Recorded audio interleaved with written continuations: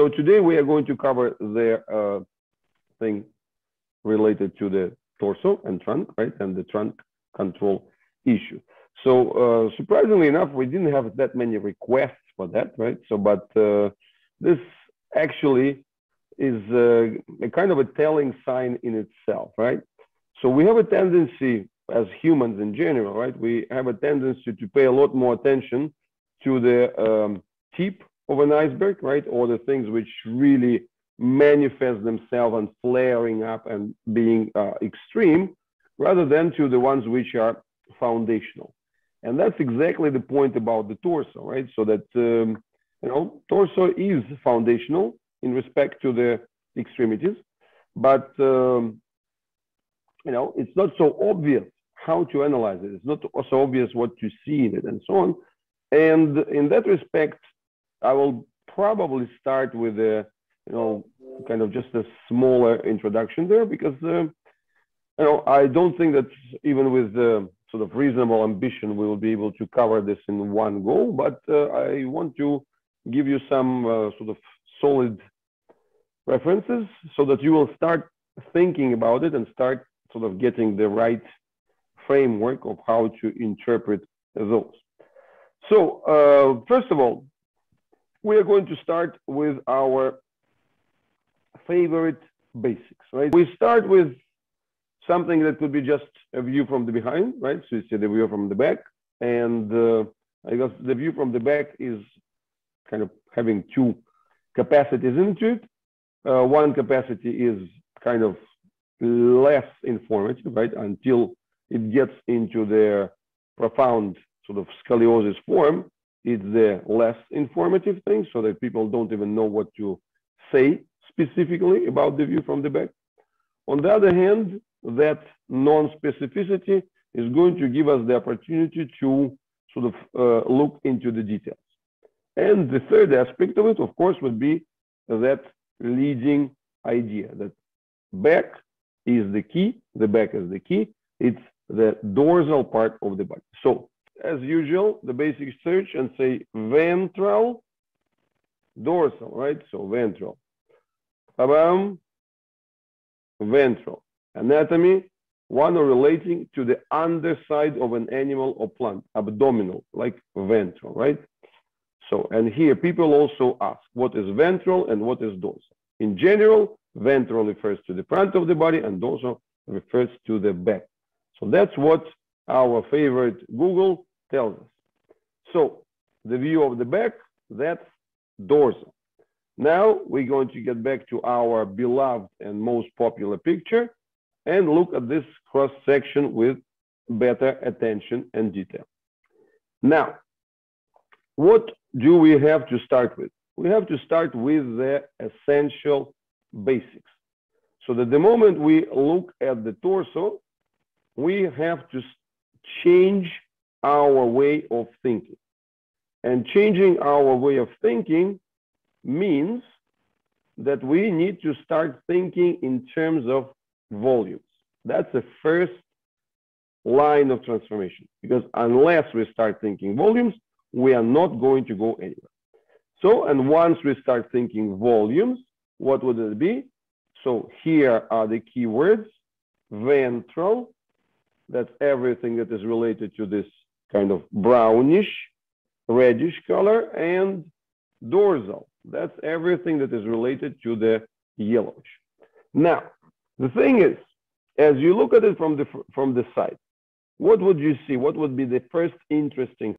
The first interesting thing is that when we speak of the dorsal, when we speak of the back, we have a tendency to think about the spine.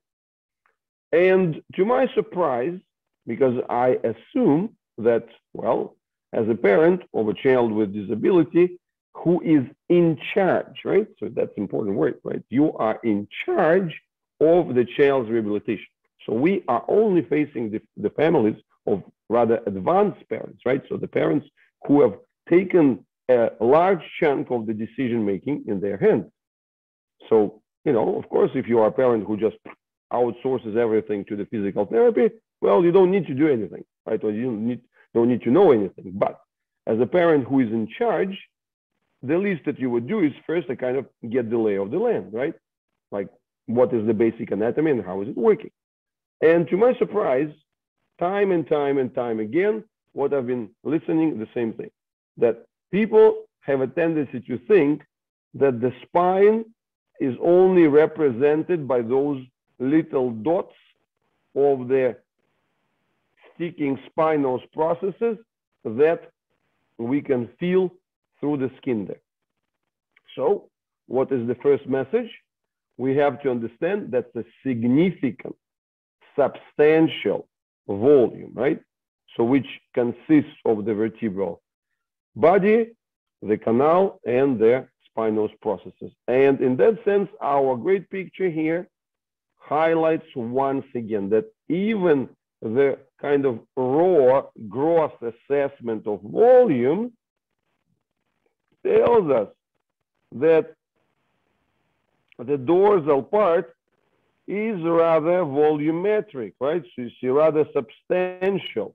It's not particularly sort of small or flat and so on if you compare it to the ventral part, right? So that's the first logic that we have to take, that when it comes to the dorsal part, it has to have depth. But of course, unlike the front, which sort of at first you got the image that is sort of empty, right? So like compartments, volumes, even the word cavities, thoracic cavity, abdominal cavity. So the back is dense. And that density is sort of obscures the volumetric aspect. So, but this is really important to understand, that we want to get the dimension of the back development. Why? So first point is very simple, because the back is by far the strongest, and by far even it's before the strongest, it's actually much denser. You know, what would be your delicate skin? It's your underbelly, right? Your delicate underbelly. What would be your stronger? That would be the more, like the much tougher skin on the back. Well, interestingly enough, modern science doesn't present much of the explanation to this and just says, well, that's how it is. I know I've met even in the, respected scientific publications, I've read versions like, oh, our ancestors had to kind of pick berries in the bushes, and the bushes were prickly. So that's why, they were kind of presenting their stronger and tougher skin on the back. So that's how the natural selection preserved them. Well, that just shows that there is no really good explanation for that, unless we start moving to the biomechanics. And the thing that we have to understand is that what we need to develop is this, is the transfer of the loads into the back. Because higher density means that's a stronger spring.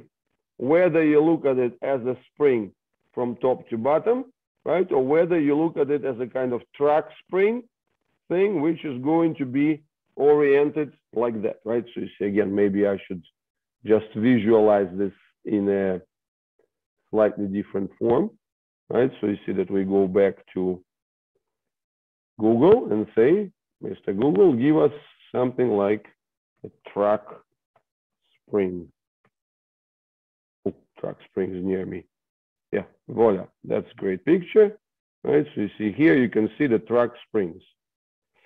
So the track springs, they're assembled in such a way, right? So you see, to take the load. Now, if we take this track spring and turn it around, right? So you see, everybody can see this, I guess. High quality track springs for sale. So if anyone needs them, right? So you see, this is the thing. So now, but what do we want to understand from this picture, right? Is that if we take this picture, so you see, once I have turned this track spring, what do you have to see? You have to see this in the same way as the spine, right? So that's the spine. The lines are going that way, right? So you see, these are the lines. So that's the spine working as a spring forwards, backwards, right? So you see, if you try to change the thing, it works as a spring. And of course, now this item works as a spring as well, right? So that's the identity. So you see that, of course, the spine, unlike this basic spring, has more subwaves into it. But the first property, you have to see it this way. So overall, as you look at this system, where do you see the accumulation of strength?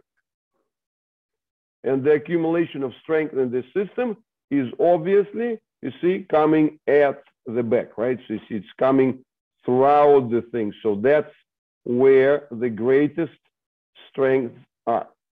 And you can see, of course, it's not straight in that sense. It's not the straightness that matters.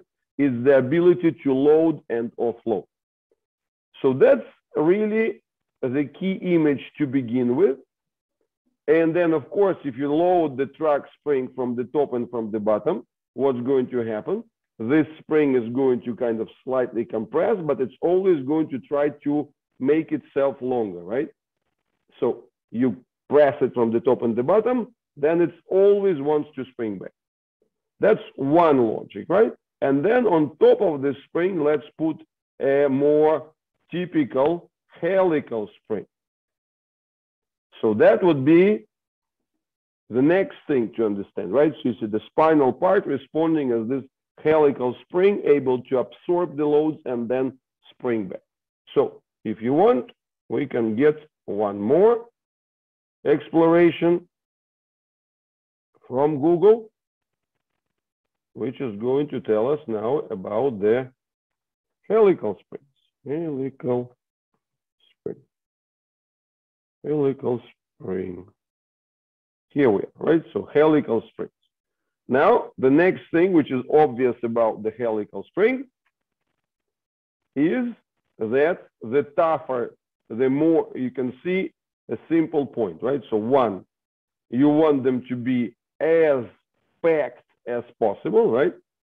And on the other hand, of course, the denser the material, the stronger is the entire item, right? So that's another obvious thing. So that here comes an important point, right? So if you compare this spring, let's say, with this spring, right? So these two. Doesn't take a genius to figure out that this one is going to be way stronger, right? It's going to be way less deformable. It will hold way greater loads and translate into way greater spring back than this one. However, the range for the same load, the visible deformation, is going to be much greater in this one, right? So that's what you have to see as well, this inverse proportion, that the stronger the torso is, whether as the helical spring, the vertical one, right?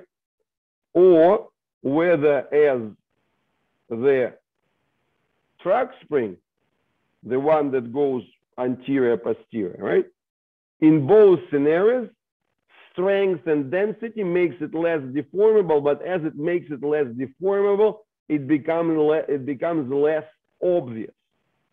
So that's the first point. The better it works, the less you see.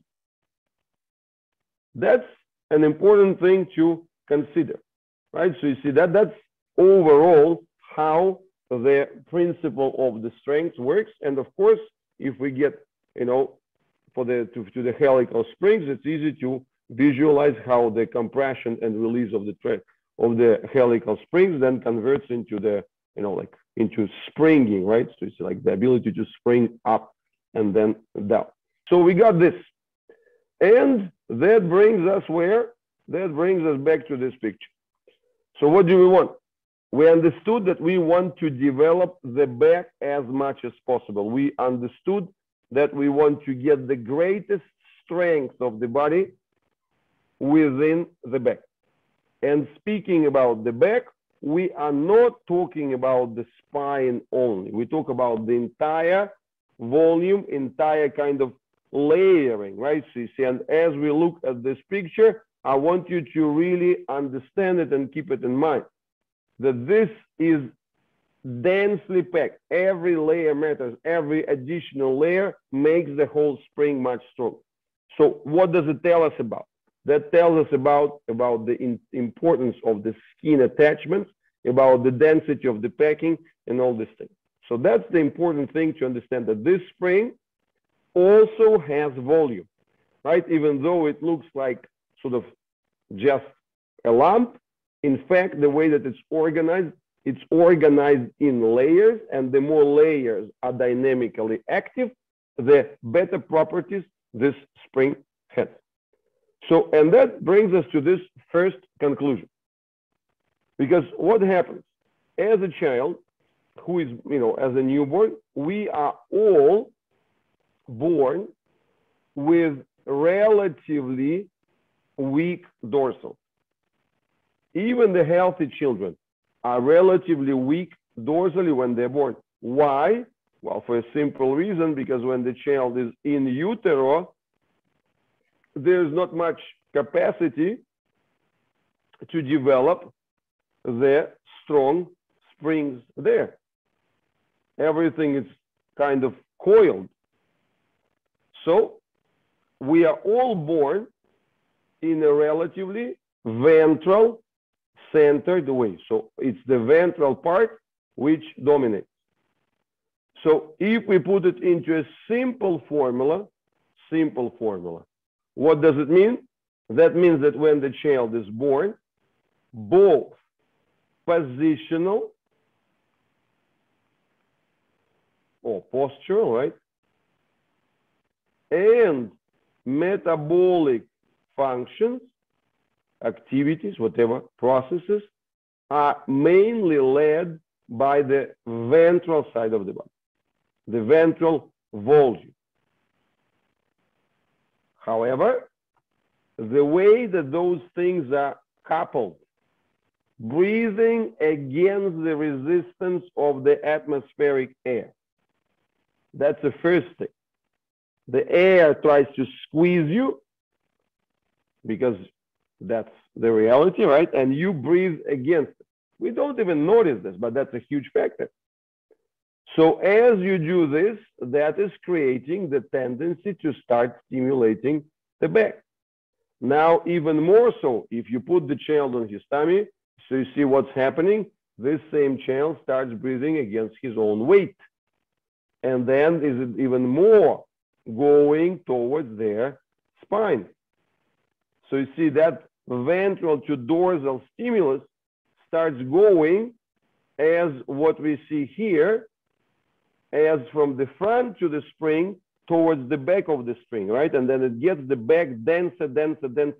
So this is, in that respect, we can say that this is the front, is the entry. This is the ventral entry, but then it packs at the back. And this is the main process. It enters through the front, packs at the back. But upon reaching a critical level of packing and strength in the back, then what happens?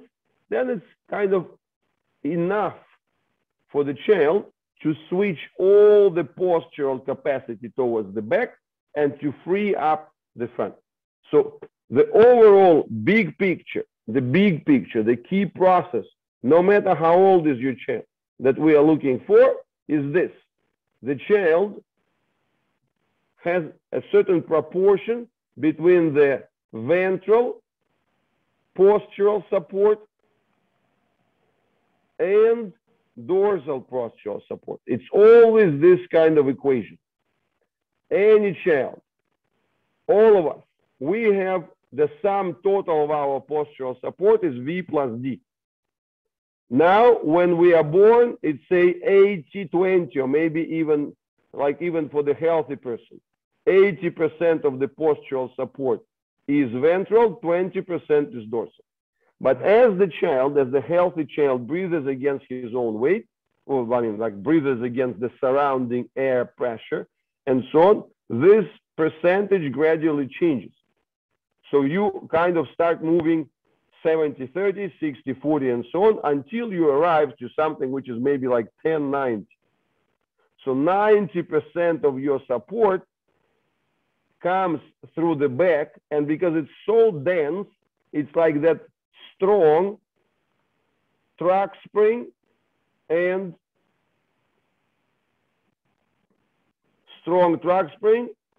strong helical spring. This combination gives you the strong dorsal.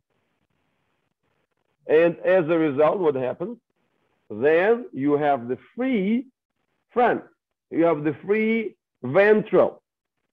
And the more freedom the ventral has, the more it can adjust to the more and more demanding metabolism requests and demands of the growing body. Whether it's the breathing, whether it's digestion, whether it's, like adjustment to all kinds of pulsations and so on. So because, of course, imagine if your chest has to do the weight support, then it would not be able to adapt very well to your necessity to intensify the breathing, for example, if you run.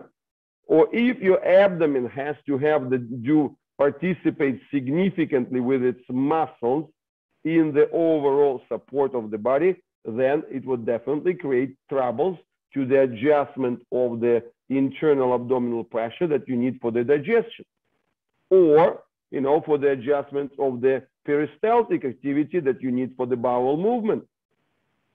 So that's why this is the unique evolutionary property of the human. We are the only ones who are ventral free, have the potential to be ventral free. Free respiration and so on, and of course, where else it leads to, that big part of this freedom is the freedom of the jaw, right? The freedom of the jaw and respectively, the freedom of the voice box. So that gives us that free chewing, that gives us the control of the tongue, that gives us the voice box to talk. Without that, because they belong to the ventral part, without outsourcing all the postural support to the back and reaching this kind of 10-90, from 80-20 in favor of the ventral, bringing it all the way down to 10 by outsourcing everything to the back, that's the critical, that's the essence of the process. So you see, once again, it's a total equation, 100% ventral plus dorsal, but which are the participations there? So it's not a difficult thing to understand, it's a very useful equation because you always have to have 100% support. And now, what could be happening to your child? Most likely is the percentage which is either that or maybe even worse. So this is the percentage when your child is in the situation when they are not capable enough through their dorsal and they have to deal with the growing body and so on via the ventral. And that's really the key thing to understand because you see, effectively, what we can do, we just draw a simple comparison. I want you to think about the simple chart. Because basically, as you are born, you have this, speaking of the ventral part. You have the respiratory thing, you have the belly button. But even again, the healthy child on the ventral side, from the ventral perspective, is born with a very small pelvis. So again, the pelvis itself is not as large, the pelvic compartment is not as large as you can see it here. When you are a newborn, in proportion to the body, it's 5 times smaller. So it has to grow. So that's why you look at your kids, they have very tiny lower abdominal compartment and respectively underdeveloped pelvises. So the easiest way to see it is to divide this torso support in 4 parts, like 1 quarter, the 2nd quarter, the 3rd quarter, and then the 4th quarter, right? What is the reality? The reality is very simple. when the child is young, relatively small, 5 kilos, 7 kilos, 10 kilos, maybe 12. When the child is in that size, what happens? This frontal part, together with some arms involvement, is kind of enough to carry this entire body of the child. And that happens, let's say, until the age of 5. So that's the key thing. All the rehab processes, all the trainings and so on, what they're trying to do, they try to milk the maximum out of this quarter. So they try to kind of make full body usage, standing frames, crawlings, whatever, while the true postural support has only one active quarter, the upper ventral portion, plus some of its transition to the arm. That's it. And that's what happens. That's why in the beginning, you know, like the trainings, even the intense or, like trainings which are, invasive, Doman, like all this other stuff, right? So you see, they basically try to exploit and capitalize, kind of squeeze the most of those things. The child, when the child is small, he can pull himself with one arm or with one pectoral. If it's a 10-kilo body or 12-kilo body, you can still do it. But this is not workable for the 20-kilo body. Even less so, that would be for the 30-kilo body and so on. So the point is that what we unfortunately see most of the time is that when it comes to the early development, people in physical therapy and so on, they jump on trying to, just respect their time frames. Or at 1 year, your child has to do this. At 2 years, they have to do this and so on. Let's try to catch up with function. That's the key mistake, because for the healthy person to move into functions, the healthy child gets into this part of having like the not 1/4 of the body, but having the sort of 4/4 of the entire body. So it's all the quarters which are being present and on the basis of which you expose them to action. That's how it works.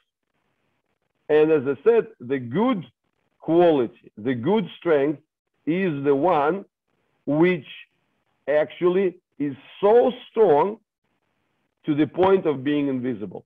Incompressible track spring in its integration, incompressible helical vertical spring in its integration. That's basically what you're looking at. That's the true torso. Then functions kind of plug into that strong torso, and then you have the right movements in the right places, and so on. The legs moving under the pelvis, the spine not being risked by the scoliosis, then you don't have any hip problems and so on. But if you have this overexploitation, when you try to sort of run the entire body on 1/4 or a little bit more, that's, run the entire spectrum of function. Of course, the challenges arise. So that's really the big point. That's the big point. You need to have the overcapacity, the supportive overcapacity of the torso, that it's able to absorb everything that the actions, the reaction forces from the outside world are going to be bringing into it and more, right? Because you see, think about it in a very simple fashion. So when we look at just the sitting position, see, the sitting position itself is the one that has the ground reaction into it first. And that's the first point to understand. That as your weight aims to the center of the earth, right, as your body falls to the center of the earth, anything that you put in between, right, so you see basically me and this boy, both of us, we are on the way to our center of the earth. It just happens there is a floor and the bench in between. If we remove them, we continue our journey to the center of the earth, right? But that means that there are reaction forces which are being generated. So reaction forces that are coming into the body, right? So you see they're coming from the bottom into the body upon every interaction with the environment. And these forces which are equivalent to the body weight, but if you try to walk, or if you try to jump, or if you try to do anything else, the G component, right? So you see they are measured as, if you heard that, you know, let's say, I don't know, if the Formula One driver experiences up to whatever 7 or 15 G loads upon the acceleration, right? So that's this. So that's 15 times the body weight.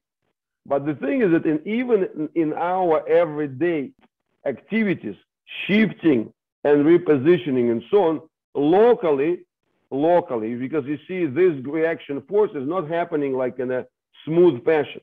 So you see you're never distributing the loads evenly. So therefore your loads, they can spike 2-3 times locally. So, and that's why the heavier is your child, the more the reaction forces, they can up from the ground. That's what makes them challenging. And that's also the key thing to understand about like other famous aspects of the control, like for example, the scoliosis, right? Because we know when it comes to the scoliosis, everybody focuses at the top part. See, your natural thing is to say, okay, that's a base, nothing special over there. But look, this girl is tilting all the way, right? So you see, that must be the main problem. So it's her body weight falling to the side, which creates the challenge. The reality is the opposite. The main challenge is not this fold, but the main challenge is the reaction force that comes from the ground. That's the main challenge, because this is the one from the top, you always have the constant weight above that level. So it's not that you're going to create much of the differences there. But your ground reactions, they are never perfect. They're always different. They're slight variations of the surface contacts, which kind of sound slight, but which cause dramatic changes in the impacts that are distributed throughout the body. So when we look at the scoliosis, our key point has to be about this, like how is the bottom integration working? How well we're able to integrate the load of the reaction force loads which come from the bottom, and make sure that they are absorbed. And now imagine, why is it so important? Because obviously now if you add, this is sitting on her pelvis, but now if you add the legs under this pelvis and put the person into the standing mode, what's going to happen? Now these loads which come from the bottom, right? So you see these loads have just got dramatically amplified. So they got a lot more intense because they're passing through much longer chains. So therefore, slight fluctuations, slight changes of the angles and so on, they would need to be absorbed. And that's really the big part, how well the torso is able to integrate those. But again, this is nobody like talks about it or sees this, analyzes this when it comes to standing frames and so on. So things come from the bottom up. That's what you need to be able to keep in mind when it comes to the torso controls. So, and I kind of digressed a bit, but I think I digressed in the right way. So we get back to our fundamental picture here. So what's the key, right? So you see, we already understood that there is this support equation. the support equation reads that postural total, right? So you see the postural total, the 100% equals their simple thing, right? Equals their dorsal plus ventral, where the ventral has to be aiming to the minimum and the dorsal has to be maximum. So this is basically the criterion through which you approach the whole situation. So in practical terms, if it's 90-10, 90% dorsal support and 10% ventral, that's good. If it's 10-90, that's very bad. Like 10 times worse. So that's the point that has to be clearly understood. And what we are then have to understand, then we have to ask ourselves the main question. Okay, how does the dorsal development go? Right? So what helps us to get the dorsal development? And in that sense, this is where we get back to the healthy channel development. And again, for the healthy channel, we talked about this before. It's the very action of this kind of double bag where there is a pressure, the atmospheric pressure that comes from the outside, and then you breathe against it with the double membrane of the diaphragm bringing it down, which causes this expansion, and this expansion then feeds the back. So the strongest part is the one which is the most likely to absorb it there. So that's the easy, more or less spontaneous way how it happens with the healthy channel. So, and that's the mechanism that we want to recover as much as possible for your children. But unfortunately, right, so you see what happens for the child with the brain injury. They get into the situation when they have to survive, right? So you see, that's a child who was born, let's say, not even with the 10-90, right, proportion, or maybe 20-80, right? But I don't know, let's say there is 95, or it's whatever. So basically, it's the 100%, which is less than necessary for the survival. So the child would mobilize all sorts of their reserves, superficial muscles, fusion of the bones, and so on and so forth. So everything would be optimized to just get to protect the respiratory capacity. If necessary, there would be modification to blood formula. If necessary, there would be adaptation of the heart rhythm. If necessary, that would be the change of frequency of breathing and so on. So that is what happens. So the child gets into the desperate situation when they have to recruit some extra emergency mechanisms to deal with the circumstances of the hostile Earth environment, where you have to, unlike being in utero, when it was nice and comfy, once you're being, like, once your spaceship landed on planet Earth and you've been kind of deployed, now planet Earth tells you that it's not easy there, right? It has gravitation, it has the, you know, air pressure, you have to work hard to breathe and so on. So, and then what happens, the children become, you know, they get stuck in this situation that for them, their ventral cavities are doing close to 100% of both the metabolic and postural. So, and that's really, if anything, this is their problem that we are facing. Because the bigger is the child then normally you have to outsource by the age of 1, 2, you have to outsource your postural into dorsal, and you have to crank up your metabolic within the ventral. So then, you know, that's a division of labor, and then everybody has the opportunity, you know, the dorsal becomes better in kind of in the supports, the ventral becomes better in the metabolic calibration, so the process goes. But if they're not decoupled, if they stay together, then on opposite, instead of the virtuous cycle, you get into the vicious cycle. So, and that's what basically tells us the key ideas, what we want to do, right? So on the one hand, we want to deploy and employ as much as possible the natural mechanisms, which are still there, but kind of being restricted by this emergency recruitment. And on the other hand, well, we need to imitate those natural mechanisms that come from within and, well, deliver them from the outside, so that we would replicate a type of response that normally the ventral activation, brings into the dorsal element when during the first month, right? And you see this the beginnings of that switch happens in the first months of life, when the child is not going anywhere, the child is not moving.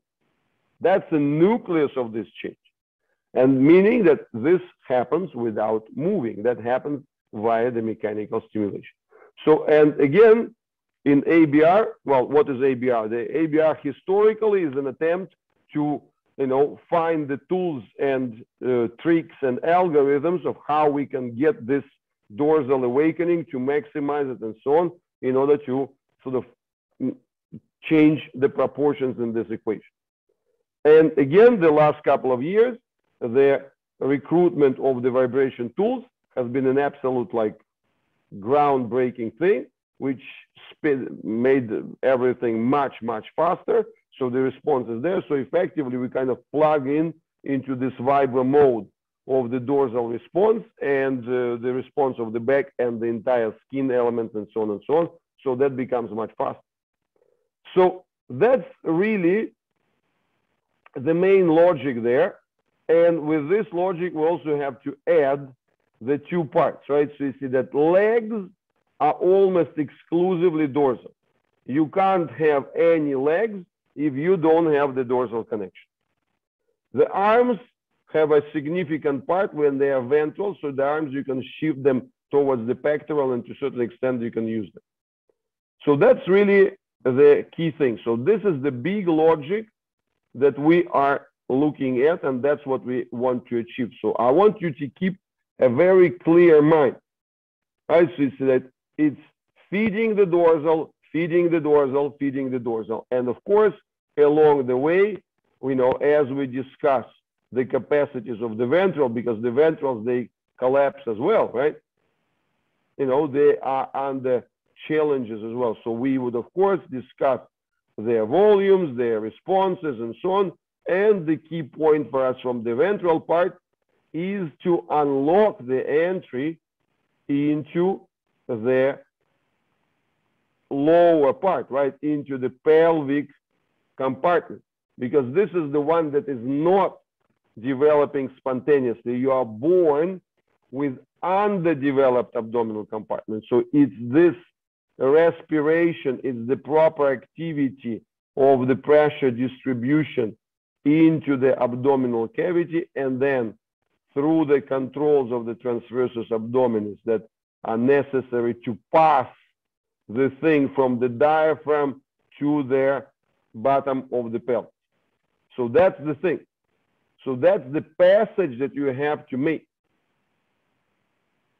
And that what gives the development of the pelvic compartment, and that's critical for the pelvic opening, development of the hips, and so on. And, I believe that you already heard about the transversus abdominis from me many times, but I would continue to emphasize it, right? So you see, transversus abdominis is our greatest friend, because you see, if you look at the diaphragm is there, right? And then you look at our target pelvic compartment. So then the question is, how do you connect them? And you see, that's this connection that works throughout, passing the intra-abdominal pressure all the way through. And that's why, the transversus abdominis is so perfectly like designed for that. That's the deepest layer. And you can see that's a horizontally oriented muscle, right?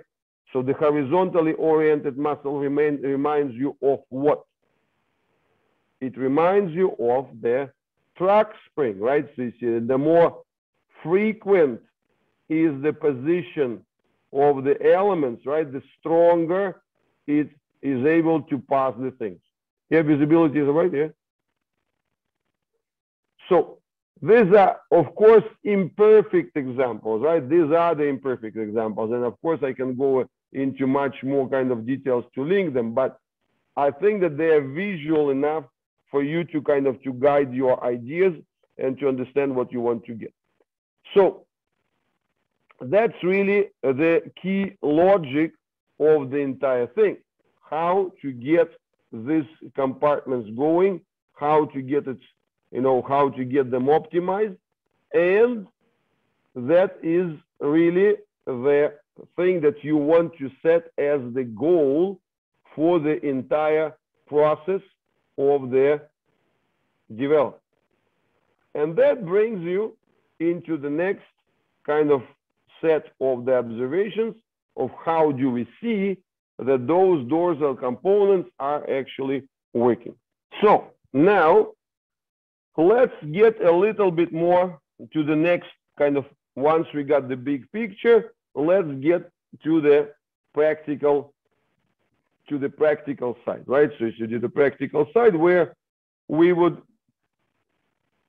get back to the understanding of what are the key processes that we want to see in the trunk control as the dorsal elements increase. So, simple things. See here, if I try to move this child or this young man, right? So you see what happens? See, he shows their tilt to the side. So now let's kind of, and then of course, if I do to the other side here, right? So you see, then we have the troubles there as well. So now let's get the basic understanding and sort of use those simple equations once again. So what do you know? You know a very simple principle, right? That if your child cannot sit alone, unsupported, right? So you see, like, I kind of call it a bar stool test. So if you want to know a kind of combined perspective and your true perception of your child's trunk control, imagine the following situation.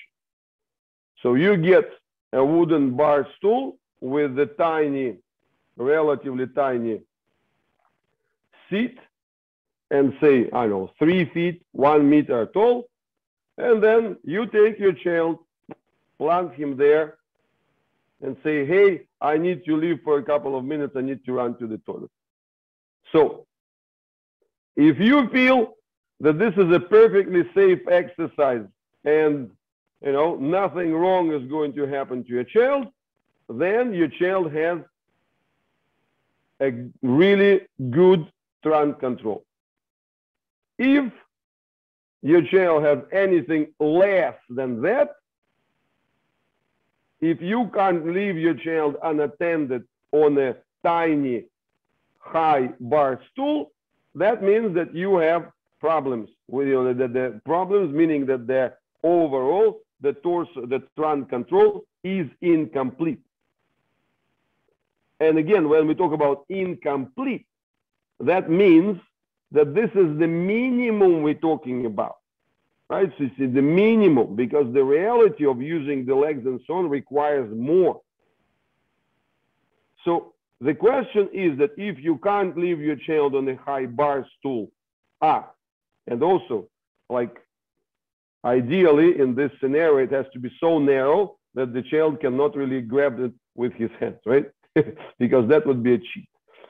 So that means that if this is not possible, right, so you see then you are incomplete in that part, and that any kind of activity, any kind of walking or whatever, to be a training of anything would require a lot more than that, right? So you see that would be a lot more demanding. So that's the thing to understand in this bigger perspective. So once we understood the bar stool test, then what does it mean? That the child needs support, right? That's a very simple thing. So what am I giving to the child here? I'm giving him support. So the person who sits alone on the bar stool, that's the person who has 100% support from the bottom and 0% support at the top. That's a very simple thing, right? What does it mean? That means that we've got two lines of reasoning. One line of reasoning is that what would be the maximum transitions, right? So in other words, if the person requires the support by two arms, that means that we are in an opposite situation. Then this is a person who needs 100% support from the top, and or we can do 99, right? Just to kind of get this. So this is 99 and 1. That's simple.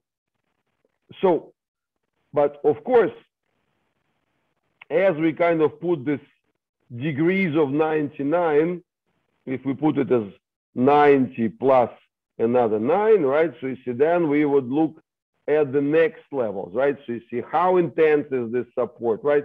How much the child is grabbing you, at which point you are able to hold the hand, whether you're going to hold the hand, you know, like just as at the palm, or whether you need to get the support all the way, like, you know, closer to the shoulders and so on. So that would be this kind of basics. So that would be within those 9%. But still, if the child needs the support from the top, that means that it's 99, you know, or 90-10. That's the thing. And in fact, that's kind of how it works. So you see, for example, if we start with the 99 and 1, then it takes us a long time to get through the first 9. Because it's still two arms, but at least it's not grabbing, it's not like desperately holding, and so on and so forth. So, and then what's the next step? You kind of move to the level where you can get one arm support. So getting into the one arm support, that's already a big stage. So meaning that if you get to the one arm support, so from 90%, now you move to, let's say, 80%, or maybe even 70. That's just kind of the numbers here are arbitrary. So that means that you get the support from the bottom, from the top reduces. Why? Because the support from the bottom increases. That's basically the main rule and the main idea. If we start 90 and 10, we want to make it 80 and 20. So, and in that sense, and then 70 and 30 and so on.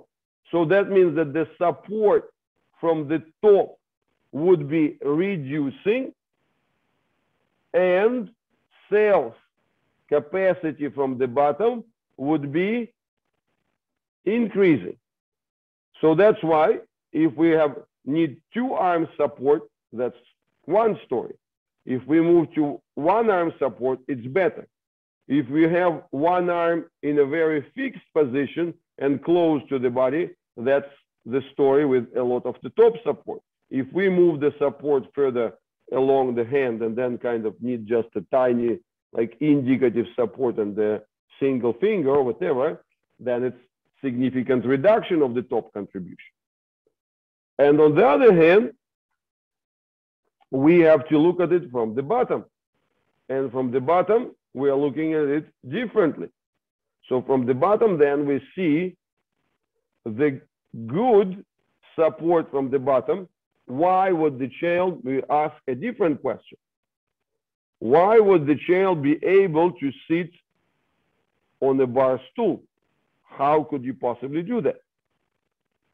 Well, in order to do that, that means that you will have a much wider circle of the support at the top. So the whole thing would look like the inverted cone. That means that you can tilt to the sides without losing the grip at the bottom, right? And by providing the proper counter wave within the upper part. You tilt to the left, the counter tendency is to the right. You tilt forward, the counter tendency is to bring you backwards. You tilt backwards, the counter tendency is to bring you forward. So that's what would be the dynamic counterbalancing part of the trunk control. So the other thing that we want to see as a result, we want to see the improvement of the sitting platform, because when the sitting platform is sliding, that means that you have very little of the bottom support, right? On the other hand, if we improve the grip, things are getting better. The same thing. If the person is able to counterbalance, we tilt to the right, but there is some tendency to go to the left, that's a progress. If we see the situation when the spine is responding like a straight stick, that's of course a negative situation, because if the spine is responding as a straight stick, as your head is tilting down, then your bottom part is actually lifting up, so you would be doubling up the speed of falling. So that's the other side, right? So you see, this is how we move on. And then, of course, you know, what you want to see the spine, which would be capable of getting the undulations, getting the waves, which go as smooth as possible. Right? So that's what we see. So we count the reduction of the top support, and we count the enrichment of the bottom support. Right? So you see the top support, there has to be less in absolute terms, like one hand instead of two, lower support instead of higher, right? And it has to become less complicated.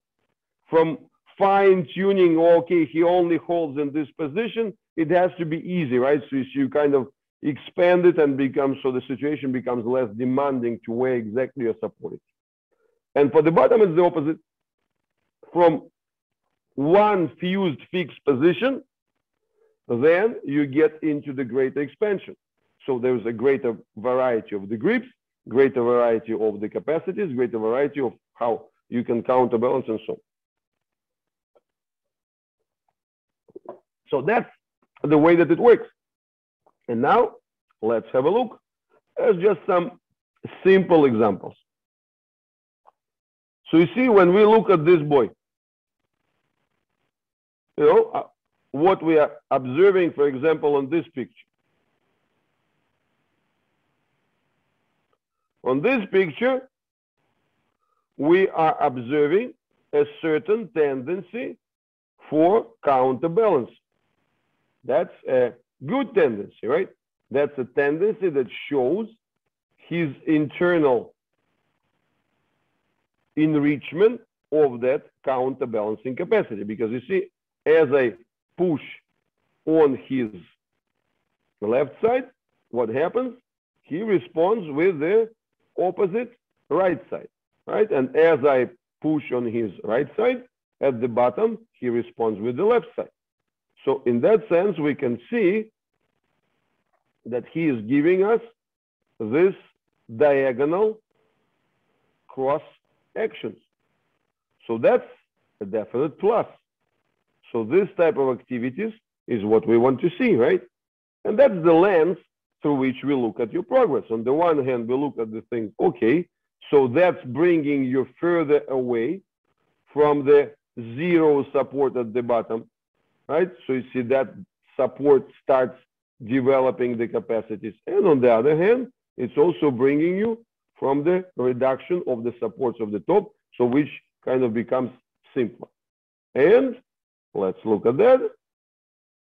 You see here, see this.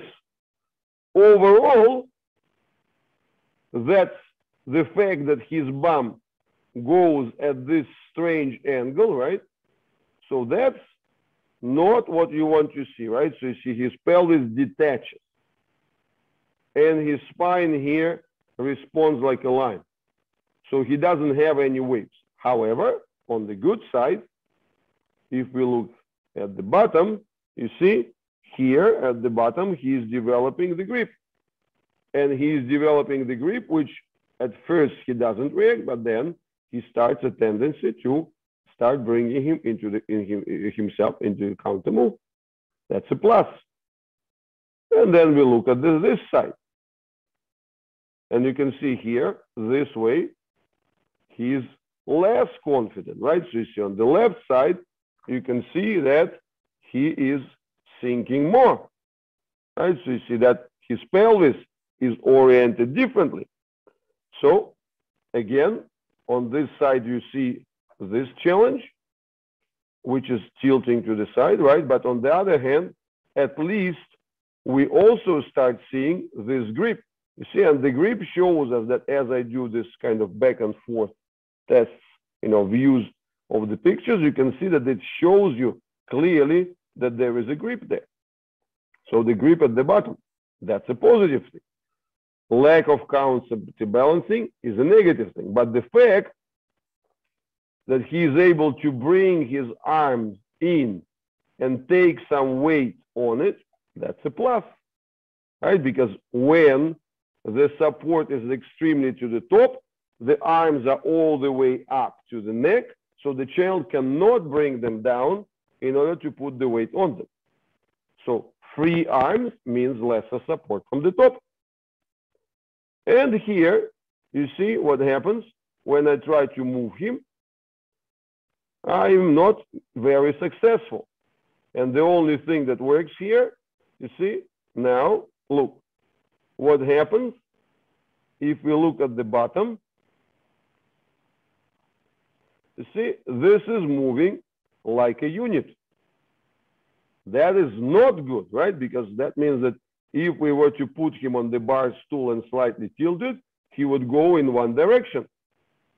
However, if we look at the top, that's a positive interpretation. Because you see, he keeps looking at me, so his head stays in the same position. And you see, he's counterbalancing with his head over the body. So that's a plus.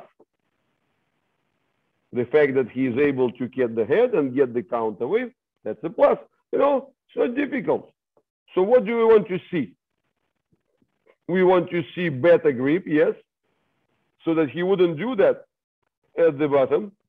We want to see this grip first, at least somewhere, but then we want to see it in the designated anatomical areas, right?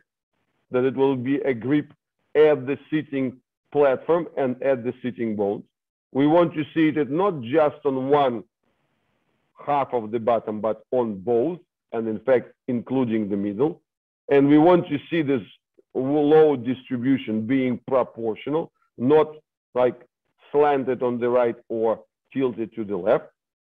So, and then on the other hand, in that same position, we want to have the counter rotational capacity of the body. But what is necessary for the counter rotational capacities of the body? Well, then you actually need this visible transversus abdominis. You need those links which are going from side to side, right? So you need that. Because without those lines, you can't move. But you look at his back and do you see those lines? Nothing, right? So you see, you don't see Because here you're supposed to see the ribs, here you're supposed to see the iliacs, right? And the question mark, where are those elements? So a natural question, how would a child be able to do the counter moves if the elements here, which are constituents there, so they are not selectively present? So in other words, selectively present means that they are there, but they are being so weak that the brain has to recruit the emergency stiffness of the surface, kind of the drum effect from the surface to make a shell, because those elements are not capable to handle the torsion in any kind of accurate way. And, you know, because if they would try to handle the torsion, they would create unbearable and dangerous load concentration. So that would be another way to look at his progress, right? So you see what we are giving you. We're giving you multiple cross-examination, right? So you see cross-examination, which would come from the top, bottom, and the direct observations of structure kind of in the middle, right? So you see from the top, if you are not sure what's happening with your child's bottom and your child's middle, if he needs less support from the top, things are improving. If you are still, if your child, for example, easily panics and so on and still hangs on and prefers the support from the top, but then you look at the bottom and you see much better grip there, then the things are improving.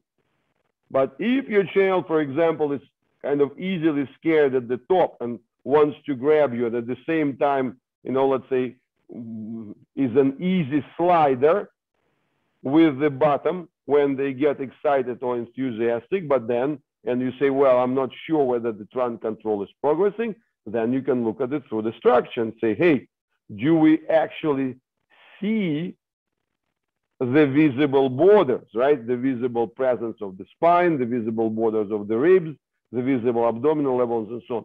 So those elements, they give you this ability for cross-examination. If you are not sure, they all come together. So, and that's a part of this positive attractor, positive processor, so that you can see, not matter from which facet you look at this kind of set of processes, they all, you know, show the same tendency. And if you're not sure about one of them, well, you know, you can look at the other one, which is kind of might be easier to observe. So that's really the lens to look at the situation. And again, that's how to judge the progress yourself. And then as we move further, right, so you see that is also very important things on what we are seeing at the bottom. Right, again, in this boy, you can see two tendencies. The plus, the positive tendencies, which are kind of new because it's been like, yeah, about 1 year of ABR, but then, you know, like this boy, he's a student at the university, he's busy with this and that and that. So maybe it's been like, I don't know, 200-300 hours maximum, right? But so that's why you can see the two classes of tendencies. On the one hand, this is a positive, and then this is the old one. So why I'm saying this is positive and this is the old negative one? Well, we've just seen it from the back.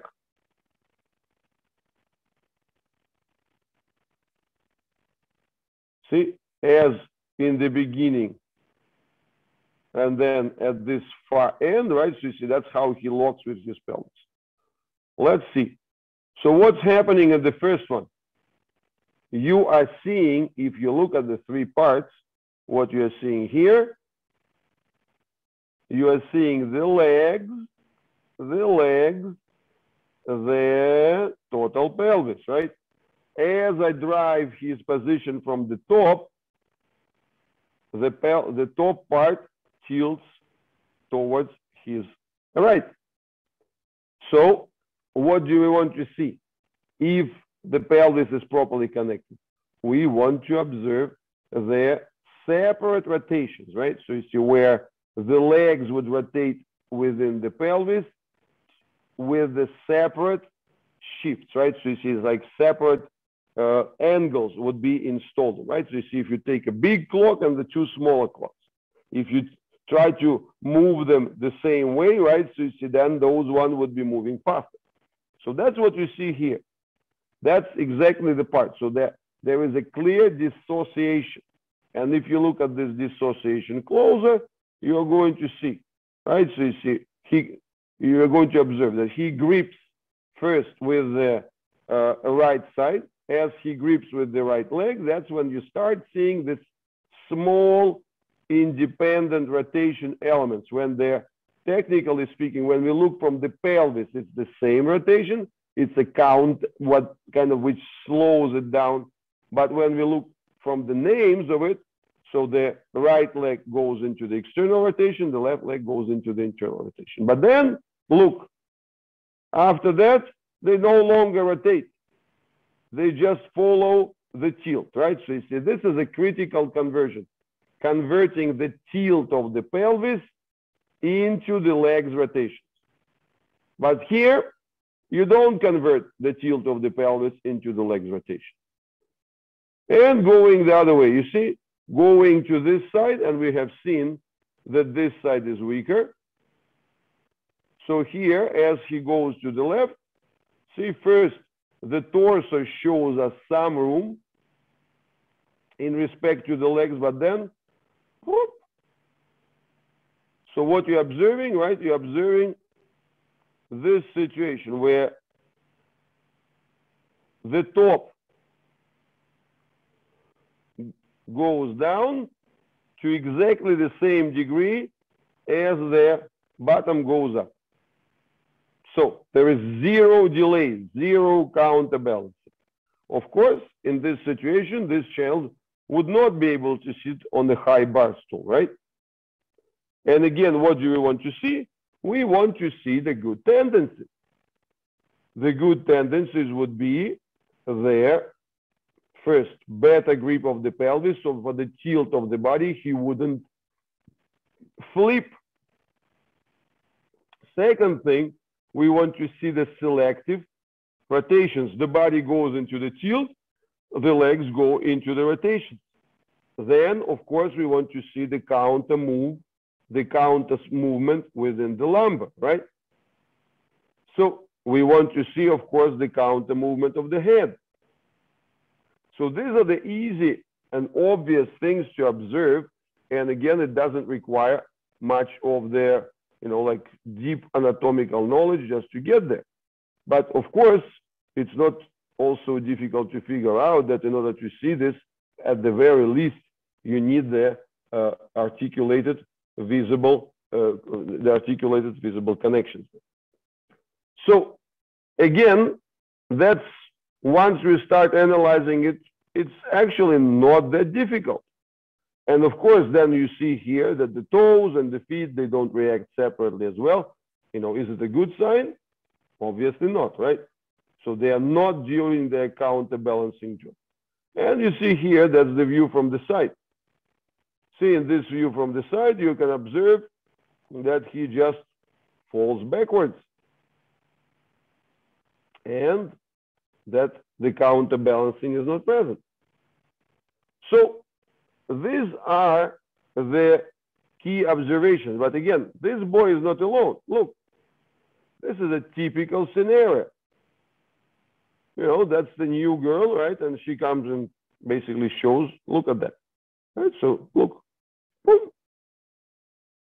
When you see all of the elements moving together, that means that you are missing the torso control. That means that the person needs the support from the top and cannot bring any enrichment from the bottom. And you see that's going the other way.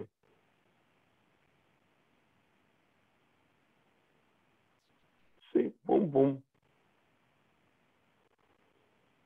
The There's no counterbalancing here. See, the spine doesn't respond.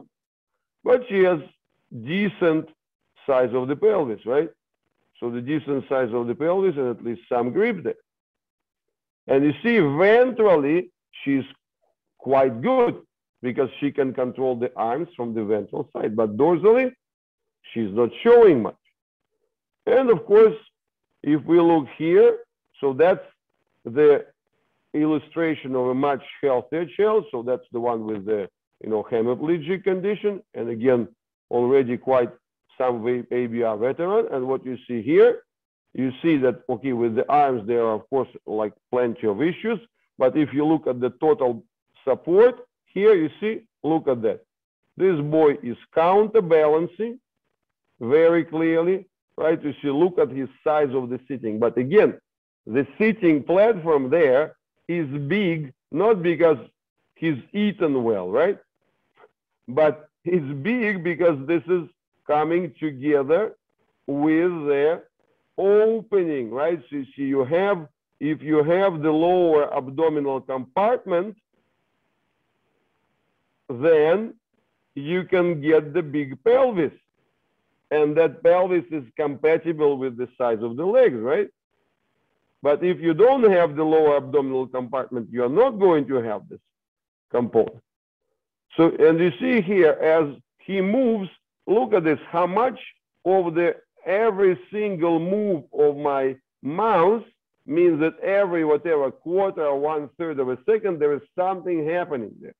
There is some counterbalancing act which is happening in response to what he's doing. So it's never the same.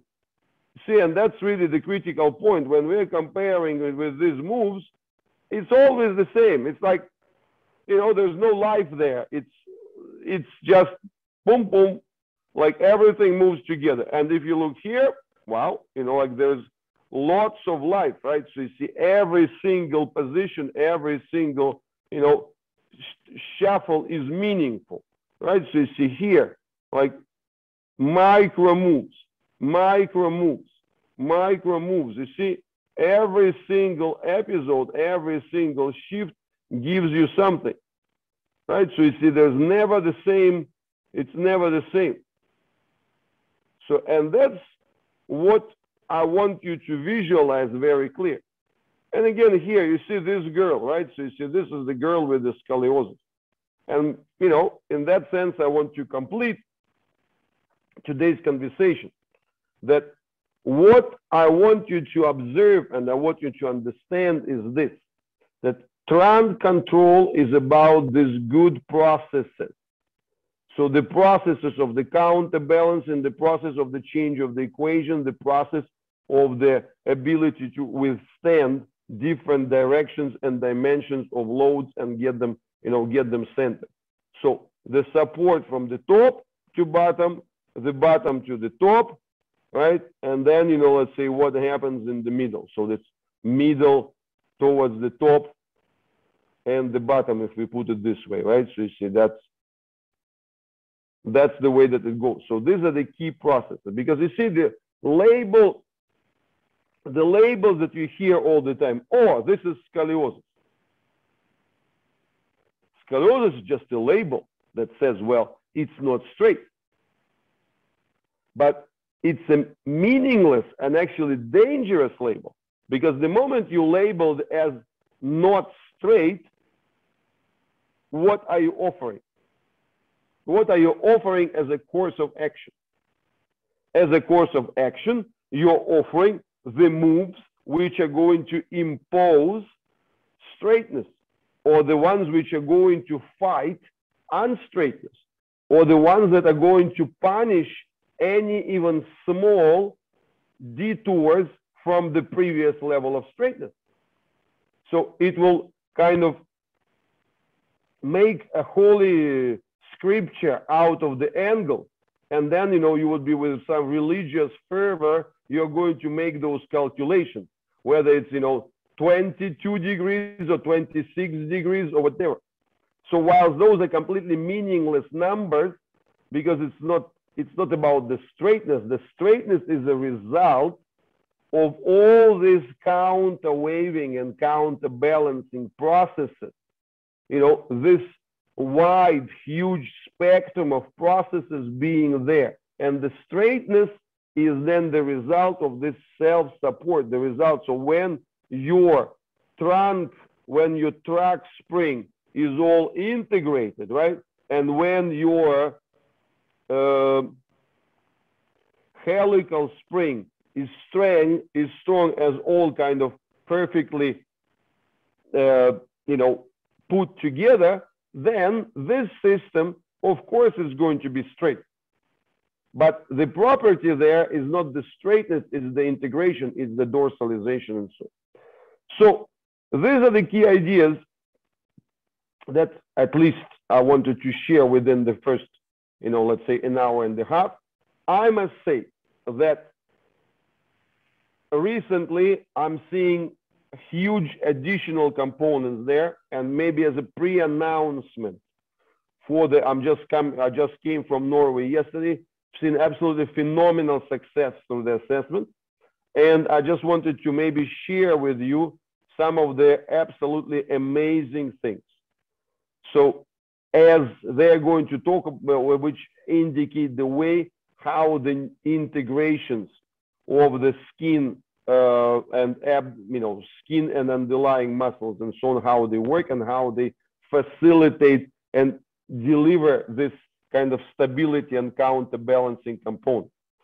So let me first remind you a technical term, right? So the gear wheel, and then we'll get another term.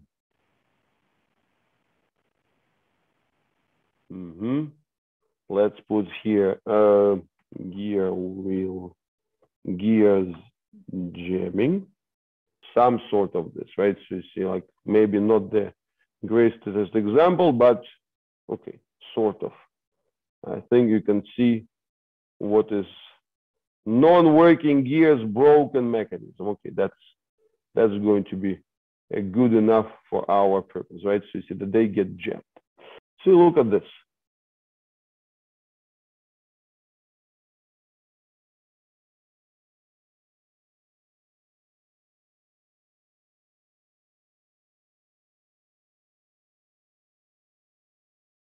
See how it's working, right? You see how the loading, which I'm doing here, how those loads go into each other, right? So you see that as I try to slide the skin, it doesn't. It actually gives the folding, and the whole thing works as those gear wheels. So you see, like, this is where you can see this process, see, here and here, right? So those are like perfect gear wheels. So it's like you've got the teeth on the receiving side of the abdomen, and you've got the teeth on the rib cage.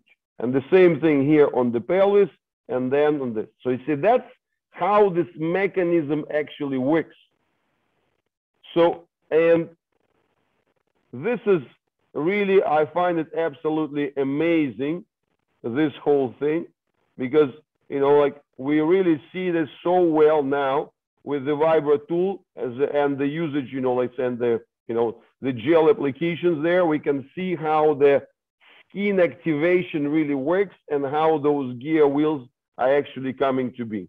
So this is absolutely amazing, this quality and this property. And here, I think I'm asking Krista to assist me, right? So you see, look, she's doing the same movement, and what is she getting? She's getting exactly the same result. Right? You see here, instead of sliding, instead of jamming into one another, right, pelvis into the ribs or ribs into the pelvis, you see how the skin guides and directs it inwardly. See, in this situation, this is how compartments divide into each other. And in this scenario, of course, the child is not going to experience the troubles in sitting, right? So you see, then that's how the child would start developing the counterbalancing moves.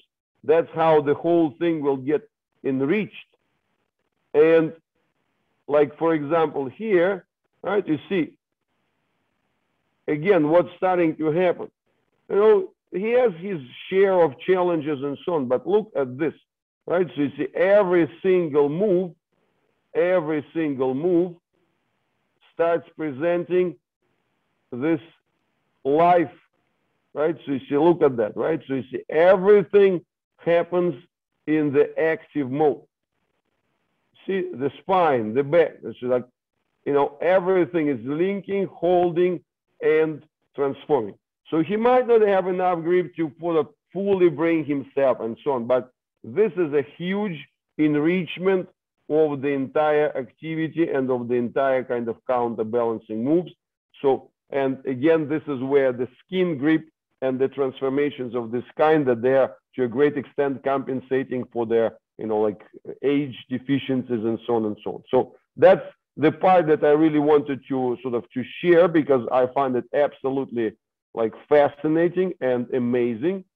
And, you know, this is what I'm showing it now from the back.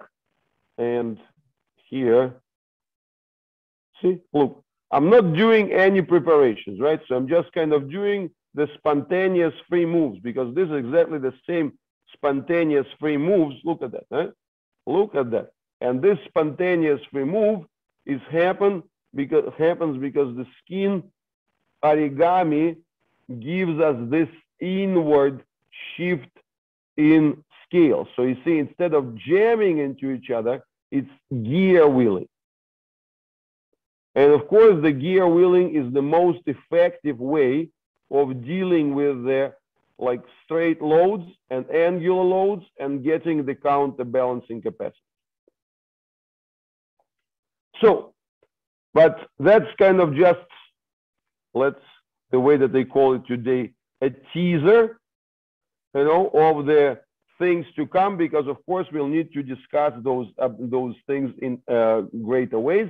However, for all of you, I'm inviting you to kind of get this kind of testing with your kids, see how this sliding is working, and actually kind of put maybe, you know, just wait until there is a good light, but then put the mobile phone, and don't do so like dramatically over Zoom, but get a bit of a zoom so that you will then be able to watch it slowly and see, and maybe magnify a bit to see how these particular areas are working. So, look, I think that overall we're pushing the limit of 2 hours, right? So you see, and we still have Q&As to go.